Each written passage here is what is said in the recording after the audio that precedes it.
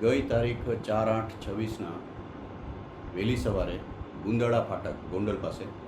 Railway track પાસે એક અજાણી મહિલાની લાશ મળેલી, જેને અનુસંધાને ગોંડલ બી ડિવિઝન પોલીસના માણસોએ એમ્બ્યુલન્સમાં લાશને ગોંડલ સિવિલ હોસ્પિટલમાં લઈ ગયેલા હતા. જે હદ વિસ્તાર ખરેખર રાજકોટ રેલવે પોલીસ સ્ટેશન વિસ્તારનો હતો, જેથી તાત્કાલિક ગોંડલ આઉટપોસ્ટના પીએસઆઈ તથા સ્ટાફ ગોંડલ સિવિલ હોસ્પિટલ ખાતે જતા ત્યાં તાત્કાલિક મરનાર બેનની ઓળખ કરાવી. મરનાર બેનનું નામ મંજુબેન, વાઇફ ઓફ વિનુભાઈ બારૈયા, ઉંમર વર્ષ 44ના, પોતે ગોંડલ વોરા કોટડા રોડ ઉપર રહેતા હોય, જેની ઓળખ થતાં તાત્કાલિક એડીનો બનાવ જાહેર કરી, જેને અનુસંધાને મહિલા બેનનું ઇન્ક્વેસ્ટ પંચનામું કરતા, જેમાં તેના માથાના ભાગે તથા બંને હાથમાં ઈજાઓ થયેલ હોય, જે શંકાસ્પદ જણાતા તાત્કાલિક રાજકોટ ફોરેન્સિક વિભાગ સિવિલ હોસ્પિટલ ખાતે તેનું પીએમ કરાવવામાં આવેલ બાદ આ બાબતે એસપી સાહેબની સૂચના આધારે બનાવના મૂળ સુધી પહોંચવું ખૂબ જરૂરી હોય, જેથી રાજકોટ રેલવે પોલીસ સ્ટેશનના પીએસઆઈ વાળા તથા પીએસઆઈ જાડેજાની અલગ અલગ ટીમો બનાવી ડિસ્ટાફને સદરુ બેનના રહેણાંક મકાન તથા ગોંડલ રેલવે સ્ટેશન આજુબાજુના વિસ્તારમાં જ્યાંથી બહેનની લાશ મળેલી તે વિસ્તારમાં કેમેરા ચેક કરવા માટે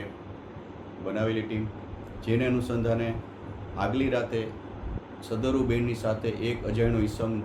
જોવામાં આવેલો, જેથી તાત્કાલિક બેનના પરિવારમાં તેની જે દીકરી છે પાયલબેન, તેમને આ બાબતે પૂછતા તેમણે એવી વાત કરેલી કે આ જે ઈસમ છે એનું નામ પ્રકાશ કિશોરભાઈ સોલંકી, જે ભગવતપુરા ગોંડલનો રહેવાસી છે અને છેલ્લા 2-3 વર્ષથી સદરુબેન મંજુબેન સાથે તેને પ્રેમ સંબંધ છે. મંજુબેન પોતે પોતાના પતિથી અલગ રહે છે, એકલવાયુ જીવન જીવે છે અને ઘણા સમયથી આ પ્રકાશ સાથે તેને ઝઘડાઓ પણ થાય છે. જે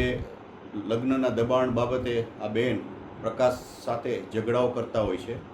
જેને અનુસંધાને તાત્કાલિક ટીમોને પ્રકાશને શોધી કાઢવા માટે મોકલવામાં આવે, જેથી ગોંડલ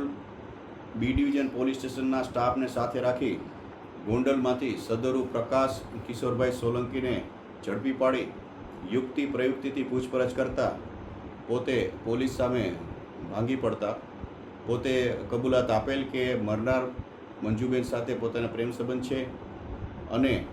અવારનવાર એ બાબતે લગ્ન બાબતે ઝઘડા એને થતા હોય, જેથી એનાથી કંટાળી ગઈ રાતે પણ ગોંડલના રિલાયન્સ પેટ્રોલ પંપ પાસે મારકૂટ થયેલ અને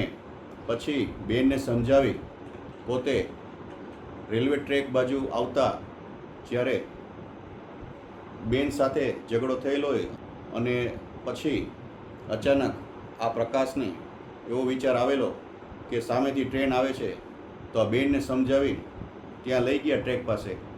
અને ચાલુ ટ્રેનમાં સાઈડમાંથી બેનને ધક્કો મારતા આ બેન ટ્રેન સાથે ભયંકર અથડાતા તેને માથામાં તથા હાથમાં ગંભીર ઈજાઓ થયેલ છે અને એનું મોત નીપજેલ છે, જેથી આ બાબતે સદરુ એડીનો બનાવ